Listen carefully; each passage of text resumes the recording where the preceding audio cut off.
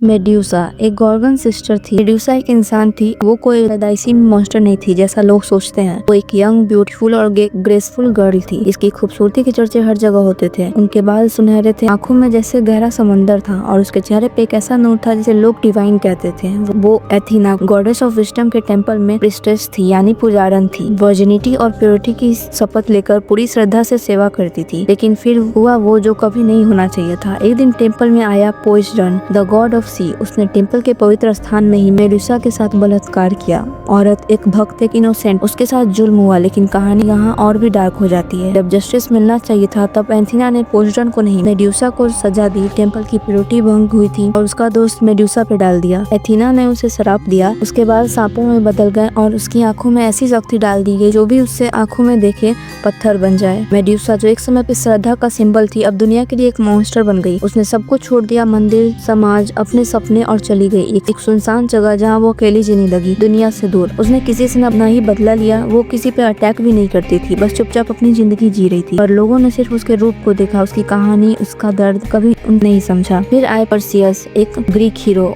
उसे एक मिशन दिया गया, मेडुसा का सर ले आओ। परसियस ने मेडुसा पर चुपके से अटैक किया, उसके चेहरे से बचने के लिए एक पॉलिश शील्ड का यूज किया और उसका सर काट दिया बिना किसी सुनवाई, बिना सच जाने। उसका सर बन गया एक विपन और मेडुसा एक मिसअंडरस्टूड लड़की बन गई, एक डेड सिंबल जिसे दुनिया डरती थी। आज भी लोग कहते हैं मेडुसा तो मॉन्स्टर थी, पर क्या कभी नहीं ये सोचा उसके साथ क्या हुआ? वो एक लड़की थी जिसे गॉड ने श्रापित किया। ना ही उसकी गलती थी, ना ही उसने कभी किसी को हर्ट किया। उसने सिर्फ अपनी लाइफ बचाई और फिर भी उसे विलन कह दिया गया। मेडुसा एक मॉन्स्टर नहीं थी, वो एक कहानी थी, एक औरत थी जो अपने दर्द में जीती रही और दुनिया ने उसके चीख सुनने से पहले ही उसका सर काट दिया।